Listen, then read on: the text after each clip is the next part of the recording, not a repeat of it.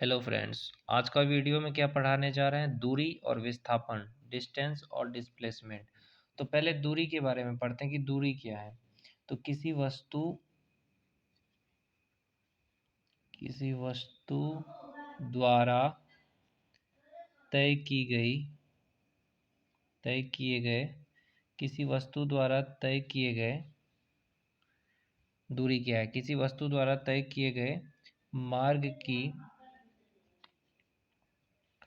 किसी वस्तु द्वारा तय किए गए मार्ग की लंबाई को उस वस्तु द्वारा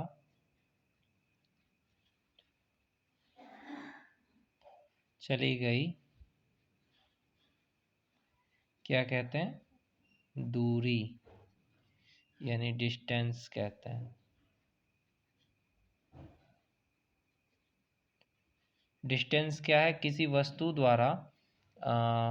वस्तु द्वारा तय किए गए मार्ग की लंबाई को उस वस्तु द्वारा चली गई दूरी कहते हैं। ये जो दूरी है वो कौन सी राशि है? अदिश राशि है। अदिश राशि है। कौन सी राशि है? अदिश राशि।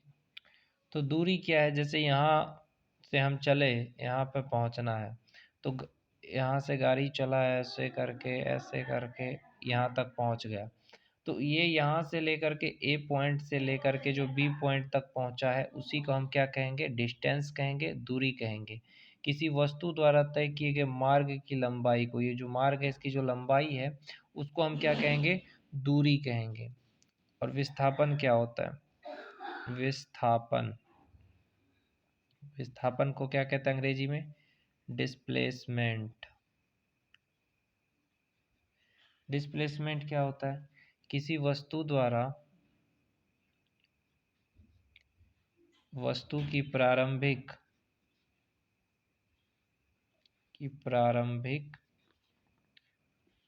और अंतिम किसी वस्तु की प्रारंभिक और अंतिम स्थितियों के बीच की न्यूनतम दूरी को विस्थापन कहते हैं। न्यूनतम दूरी को क्या कहते हैं? विस्थापन, यानी डिस्प्लेसमेंट कहते हैं।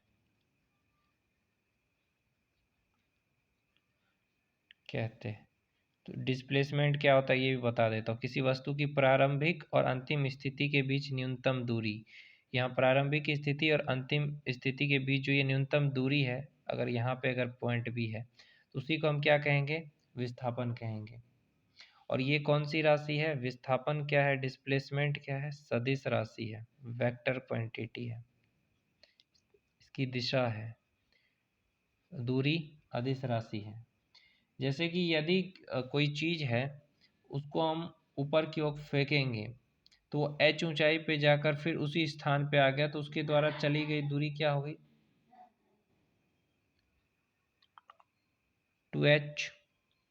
जैसे अगर मैं इस पेन को ऊपर फेंकूंगा, जैसे कि ऐसे फेंका, जैसे ये पेन है इसको मैंने ऊपर फेंका और फिर ये यहीं पे आ गई वापस, तो अगर मैं तुमसे पूछूं कि इसकी दूरी क्या है तो तुम बोलोगे 2h, क्योंकि इस h ऊंचाई पे पहुंचा। लेकिन विस्थापन जीरो होगा। विस्थापन क्यों जीरो होगा? जहां चला वहीं पहुंच गया तो विस्थापन जीरो होगा। चलो एक और चीज से बताता हूँ। जैसे ये सर्कल है, ठीक। अब सर्कल में क्या है कि एक पिंड जो है r त्रिज्या, इसकी जो त्रिज्या है वो r है। तो r इसी तरह मैं घूम रहा हूँ, ठीक है। यहाँ से ऐसे ऐसे ऐसे ऐसे घूम रहा हूँ मैं। यहाँ से a है और ये जो दूसरा है वो है c। a से मैं चला और c पे पहुँच गया मैं, तो ये क्या होगा? ये दूरी हो गया। a से c तक कितना दूरी हो जाएगा? पाई r हो जाएगा। और अगर विस्थापन पूछूं, यहाँ से यहाँ तक की दूरी क्या होगा? पाई r। और विस्थापन क्या होगा? ये होगा। विस्थापन कितना हो जाएगा मेरे भाई? 2r हो जाएगा। तो विस्थापन होगा 2r और दूरी हो गया पाई r। आया समझ में? तो ये था डिस्टेंस और डिस्प्लेसमेंट। अब बताऊंगा चाल क्या है, वेग क्या है, सब कुछ बताऊंगा। चाल, ये वो वाला चाल नहीं है जो शकुनी मामा चलते थे, ये दूसरा चाल है, स्पीड है। तो स्पीड क्या है? किसी वस्तु द्वारा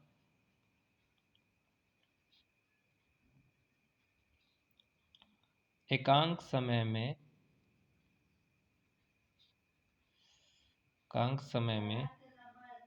चली गई दूरी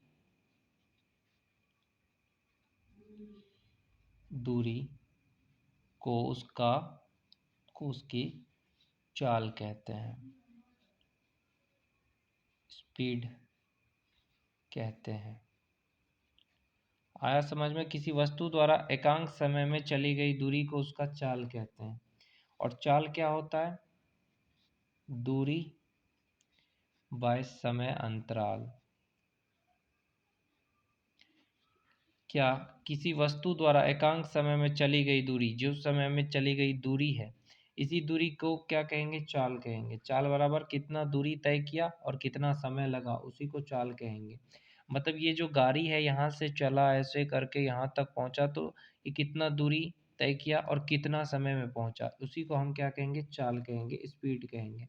अगर इसका मात्रक पूछे कोई, तो मात्रक क्या हो जाता है इसका? मीटर पर सेकेंड, या इसको ऐसे भी दर्शाते हैं कहीं कहीं पे। और इसका विमीय सूत्र क्या होगा? ये भी कई बार पूछ दिया जाता है विमीय सूत्र।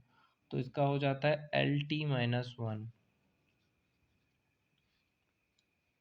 ये कैसी राशि है? अदिश राशि है, अदिश राशि है, अदिश राशि है। अब एक और चीज,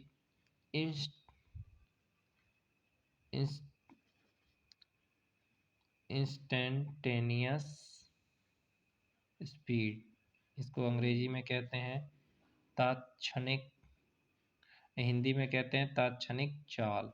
इंस्टेंटेनियस स्पीड, तात्क्षणिक चाल क्या होता है? इंस्टेंटेनियस स्पीड होता है कि किसी दिए हुए क्षण पे किसी वस्तु की चाल को, जो दिया हुआ है टाइम, उसी को हम कहेंगे इंस्टेंटेनियस स्पीड, तात्क्षणिक चाल। कार का चाल मापी जो होता है, कार को जो चाल मापते हैं वो किससे मापते हैं? स्पीडोमीटर। स्पीडोमीटर जो होता है कार का, वो उसका तात्क्षणिक चाल बताता है कि अभी इंस्टेंट जो है उसकी स्पीड क्या है, वो बताता है। तो ये क्या होता है? द्वारा किसी वस्तु द्वारा यात्रा में चली गई, किसी वस्तु द्वारा यात्रा में चली गई कुल दूरी तथा यात्रा में लिए गए कुल समय के अनुपात को उस वस्तु की क्या कहते हैं? औसत चाल। औसत चाल यानी एवरेज स्पीड। किसी वस्तु द्वारा यात्रा में चली गई कितनी कुल दूरी है और उसमें कितना समय लगा। जैसे कोई ट्रेन है, भैया यहाँ से यहाँ तक पहुँचा, यात्रा में चली गई, कुल दूरी कितना तय किया और कितना समय लगा, उसके अनुपात को औसत चाल कहते हैं कि क्या है इसका एवरेज स्पीड गाड़ी का। चाल सदैव क्या होगी? धनात्मक होगी। याद रखना, ऋणात्मक नहीं होती है चाल, स्पीड कभी भी माइनस में नहीं आएगा। अब पढ़ेंगे वेग के बारे में। वेग यानी वेलोसिटी। किसी वस्तु के वेलोसिटी के बारे में पढ़ेंगे। किसी वस्तु के समय के साथ विस्थापन में, परिवर्तन की दर